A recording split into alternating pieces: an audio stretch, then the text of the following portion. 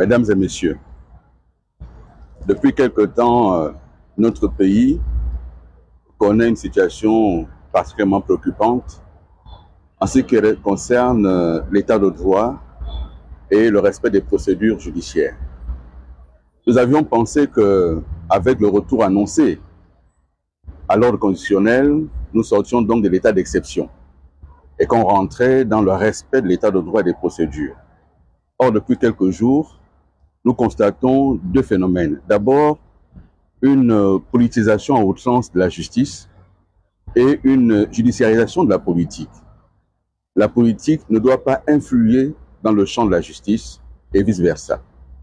Avec les derniers événements, et particulièrement avec ce qui arrive à Madame Eyu-Bekele Gisèle, avocate au barreau du Gabon et au barreau de Paris, qui a dû passer la nuit dans ses bureaux parce que 4 gendarmes ont fait irruption dans ces locaux en violation totale de la loi et des procédures à la matière, pendant que 3 autres attendaient sur le parking afin de mettre la main sur elle. Pour quelle raison? Rien ne lui a été indiqué. Nous dénonçons cela.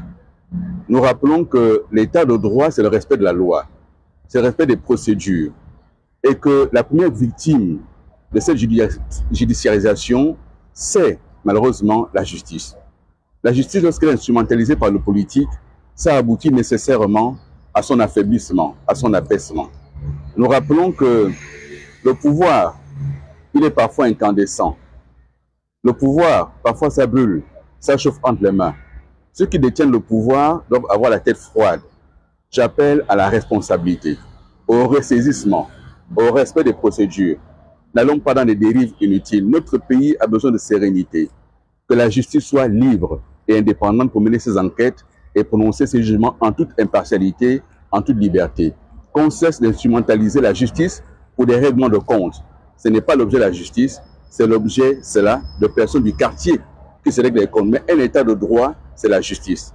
Moi, en tant que chef de parti, ancien Premier ministre, j'appelle les plus hautes autorités à rappeler à l'ordre les uns et les autres et à ramener le calme dans le pays.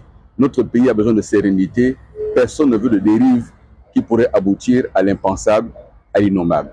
C'est le sens de cette déclaration que Maître Eyu soit libre de ses mouvements et que la procédure, lorsqu'on doit entendre un avocat, soit respectée. Ça veut dire passer par le barreau et toutes les autres étapes de cette procédure-là.